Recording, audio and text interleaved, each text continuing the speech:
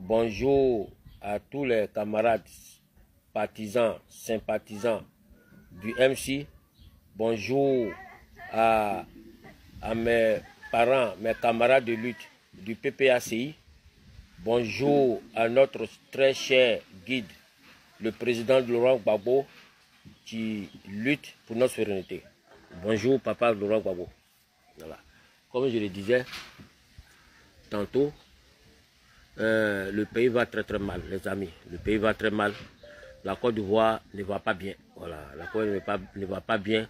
Aujourd'hui, les rebelles ont le dos au mur. Vous voyez ce qui s'est passé au plateau là. Voilà, ce qui s'est passé au plateau là. Ça veut dire qu'ils sont prêts à couler le sang pour conserver le pouvoir. Donc, les Ivoiriens que nous sommes, nous devons être mobilisés. En cas de cas, on puisse contenir cette barbarie. Est-ce que vous comprenez ce que je suis en train de dire? Parce que la Côte d'Ivoire tend vers une fin tragédique. Tiens.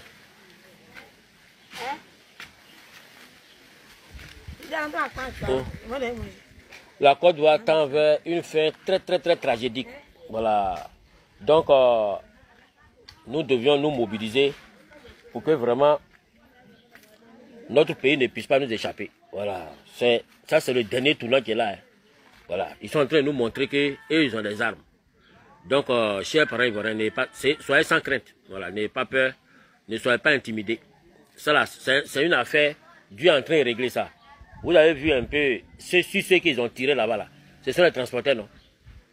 Ce sont les transporteurs qui ont été tiraillés. Voilà. Donc, je vais vous faire un rappel. Pendant la guerre, les armes sont rentrées comment? Ce sont les mêmes transporteurs de Côte d'Ivoire. Ouais. Les grandes compagnies qui appartenaient aux Djoula, hein, qui étaient dans la main des Djoula, c'est eux qui ont fait rentrer les armes en Côte d'Ivoire. Parce que nous, on sait, au moment où ils ont fait rentrer, ils avaient demandé d'enlever les barrages. Ouais. Ils avaient demandé d'enlever les barrages. Et cet embargo-là, ça a été accepté de la communauté internationale. Donc, là, les gens, ils ont en profité en même temps, ils ont fait rentrer les armes. Et ceux qui ont fait rentrer les armes hier pour installer ce pouvoir-là, c'est eux qui sont en train d'être mitraillés. Donc Dieu est en train de travailler. Dieu va faire un travail. Nous, on ne va même pas faire effort. Mais sachez qu'une souveraineté là, ça s'arrache. Voilà, ça s'arrache, ça ne se négocie pas. Donc, c'est ce qui est en train de venir. Un matin, tout le peuple sera au dehors. Toute la Côte d'Ivoire sera au dehors. C'est ce qui reste. Hein. Et ça a un coût. Voilà, ça a un coût. Et ça va se faire. Parce que le peuple voit que sa vie est menacée. Ouais. La Côte d'Ivoire est détenue par des encagoulés.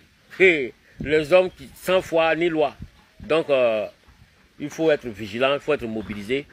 Ici, j'en appelle à tous les Ivoiriens, voilà, à tous les Ivoiriens autochtones qui ont leur village en Côte d'Ivoire. Voilà, qui ne sont pas dans le village des gens. Hein. Voilà, moi, je ne parle pas des Madous de Côte d'Ivoire. Non. Je parle des Ivoiriens. Je parle ici des Bétés, des Gourous, les Wobé, les Guéré, les Néo, les Nyambois, les Baoulés, les Agnis. Tous ces ethnies de Côte d'Ivoire, je vous appelle à la vigilance. Voilà, je vous appelle à la vigilance. Le MC vous appelle à la vigilance. Donc, soyez prêts parce que un matin va arriver, il va faire jour. Voilà, et ça sera un long combat que nous allons combattre. Voilà, nous allons prendre le pays. Et si les gens, nos parents du Nord, ne veulent pas s'associer à nous, nous allons, comment on appelle ça? On sera obligé de diviser la Côte d'Ivoire. Il y aura la Côte d'Ivoire du Nord et la Côte d'Ivoire du Sud. Pour qu'on soit tranquille dans notre coin. Parce qu'on ne veut plus de barbarie, on ne veut plus de brigandage, on ne veut plus d'assassinat. Vous voyez, pendant la crise, ils avaient dit que le président Laurent Gbagbo avait créé une milice qu'on appelait le commando de la mort. C'est pas comme ça, l'escadron de la mort, voilà. L'escadron de la mort. Mais effectivement, c'est eux qui ont créé ça. Ça se voit. Ce n'était pas le président Laurent Gbagbo. C'était une fausse accusation, comme celle de la BCAO. Donc, c'est eux qui avaient créé ça pour assassiner les gens, pour activer le feu de la communauté internationale. Et les voici aujourd'hui qui sont se regrouper dans l'armée. Voilà.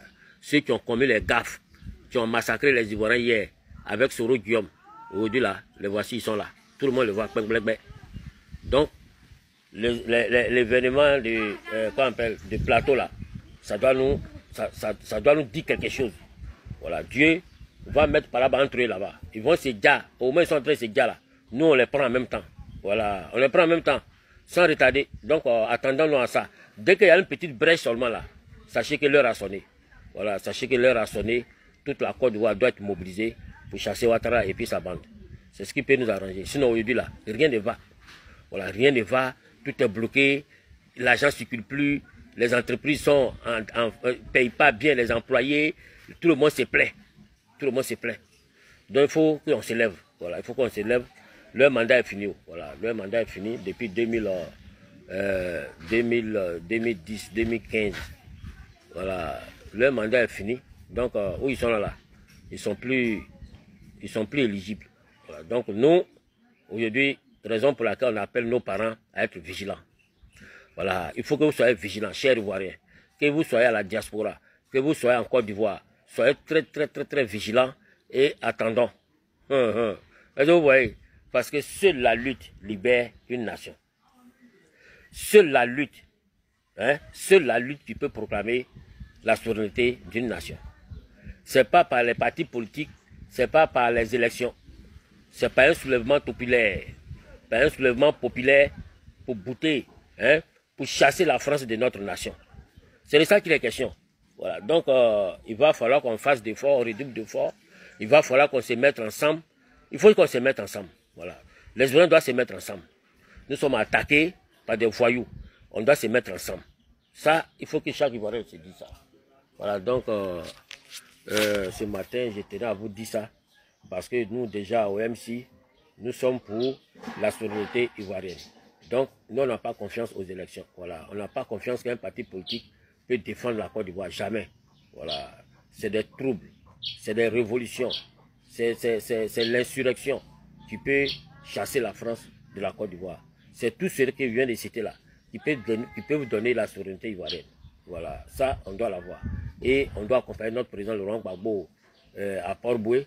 Voilà, à Port-Boué, nous sommes en train de nous mobiliser pour Port-Boué. Et déjà, nous, on est en train d'annoncer notre participation avec sincérité. Parce qu'il faut dire que le président Laurent Gbagbo est le seul président qui pense aux Ivoiriens actuellement. C'est le seul homme à qui nous pouvons avoir notre confiance. Et c'est le seul homme qui parle avec le peuple, qui rit avec le peuple, qui pleure avec le peuple. Donc, toute la Côte d'Ivoire et cette histoire qui est en train de venir, ce n'est pas une histoire d'appartenance de parti politique, c'est une affaire des Ivoiriens. Nous, les Ivoiriens, nous devons nous mobiliser. Nous devons vous lever comme une seule personne, être derrière le président Laurent Gbagbo, pour qu'enfin on puisse être libre. Voilà. Aujourd'hui, il a pris de l'âge, il n'est pas encore tard, nous devons nous lever. Nous devons rattraper le temps perdu. Voilà, nous devons rattraper le temps perdu et se lever contre Dramane et puis sa bande. Voilà, donc, chers parents, merci et bonne journée à tous.